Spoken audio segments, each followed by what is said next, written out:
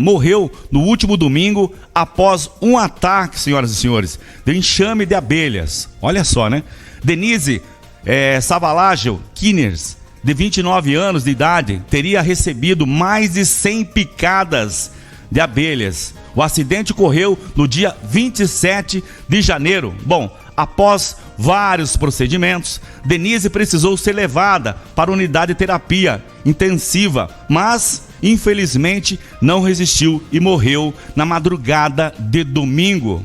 Bom, mais uma vez eu quero entender essa história e para nos ajudar a entender, tem que trazer uma pessoa que entende. Estou recebendo mais uma vez aqui no estúdio, né, Edilson Rodrigues Júnior, doutor Edilson, que vai falar sobre esse assunto aqui com a gente. Primeiramente, boa tarde, doutor, e já vou com a primeira pergunta. Em uma situação como essa, doutor, em que alguém é morto por uma coletivo, né, de abelhas, essa quantidade de abelhas e picadas, qual que é a provável causa dessa morte? O que levou a essa pessoa a morrer? Boa tarde mais uma vez.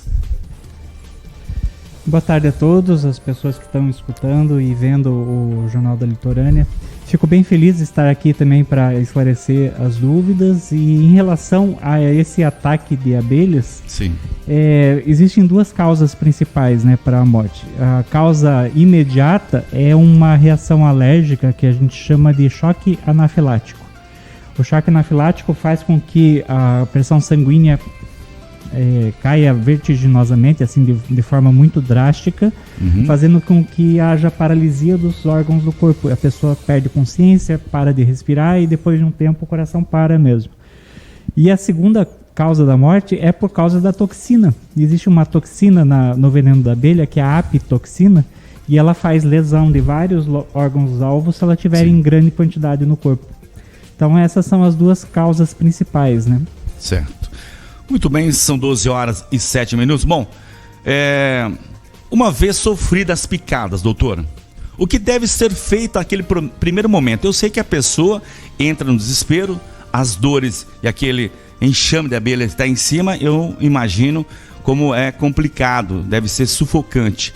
Nessa situação, essas primeiras picadas, o que deve ser feito naquele momento? Eu realmente não sei nem o que fazer. Muita gente, com certeza, no desespero, sai correndo, cai no rio, vai para dentro de casa, tenta bater as mãos ali. Qual que é o procedimento, doutor, que deve fazer?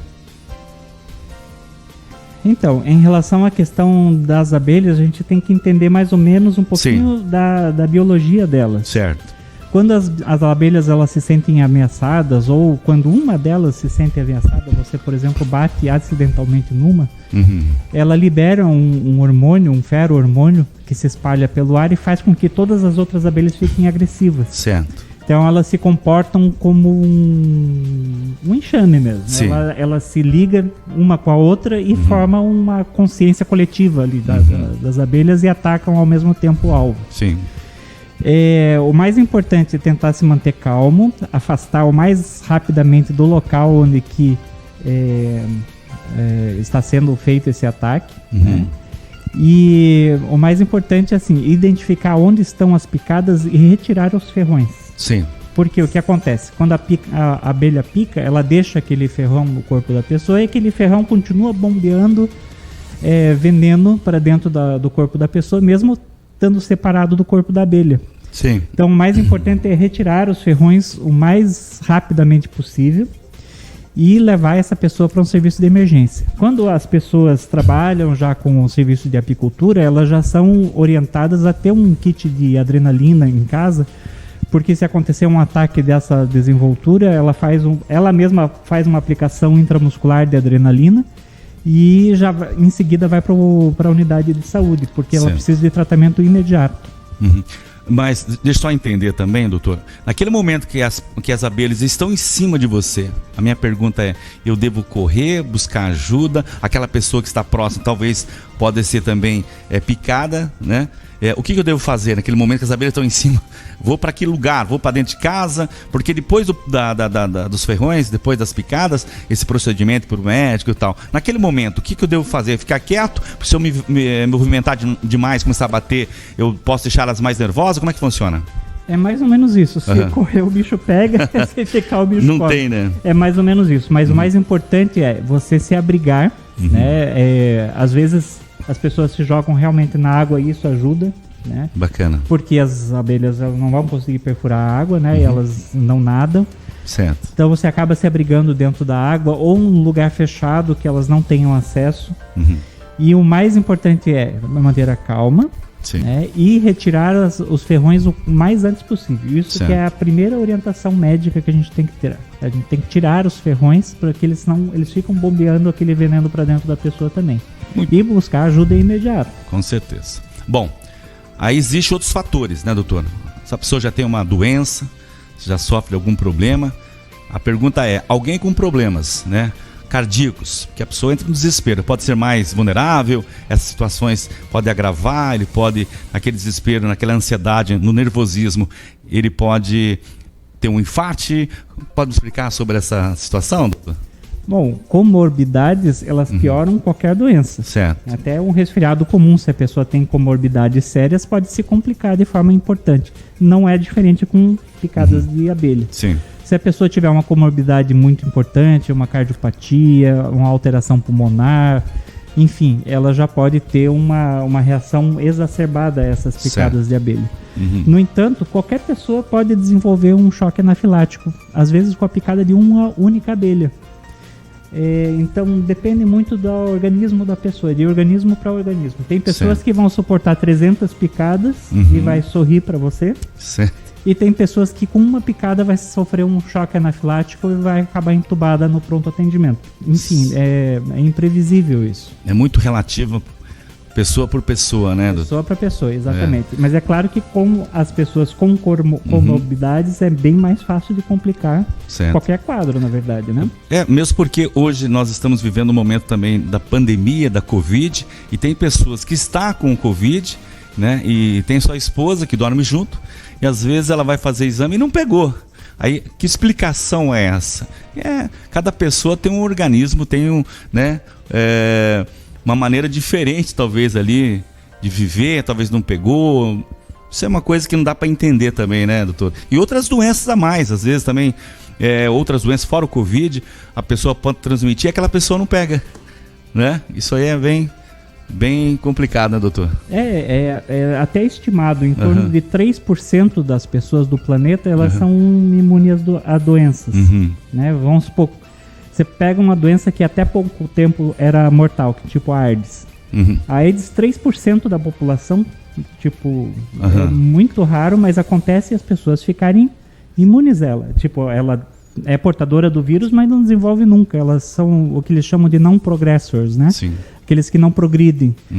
São extremamente raros, mas acontecem.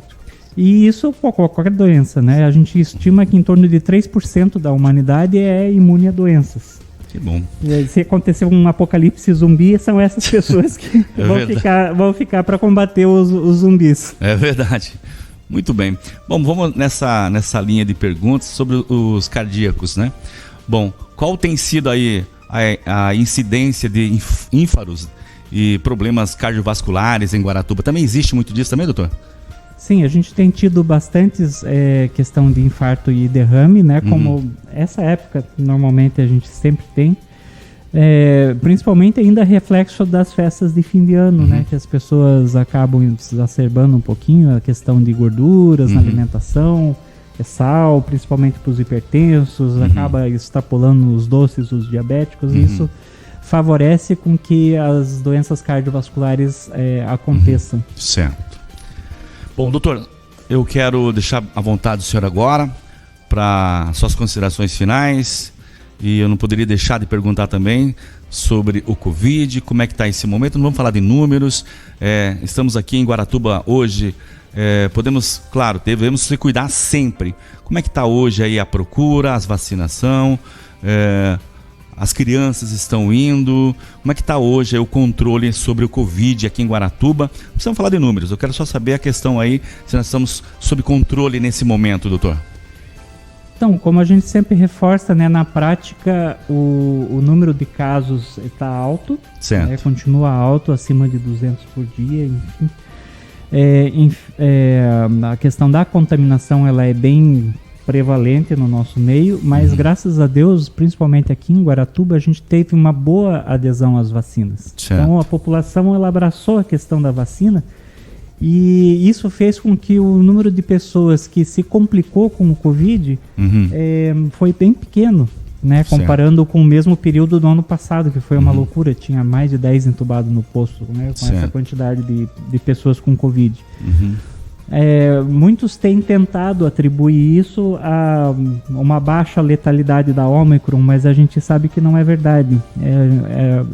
Essa baixa letalidade do Covid atualmente é graças à vacinação.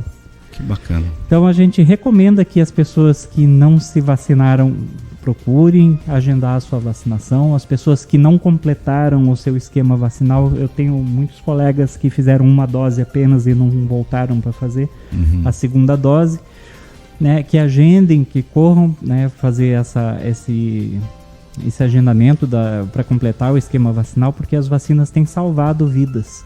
E isso é extremamente importante. A gente tem como ver isso na prática aqui em Guaratuba, né, pelo número de pessoas, pequeno número de pessoas que têm complicado, e justamente as pessoas que não completaram o esquema vacinal, as pessoas que não fizeram vacina, são essas que estão complicando mais.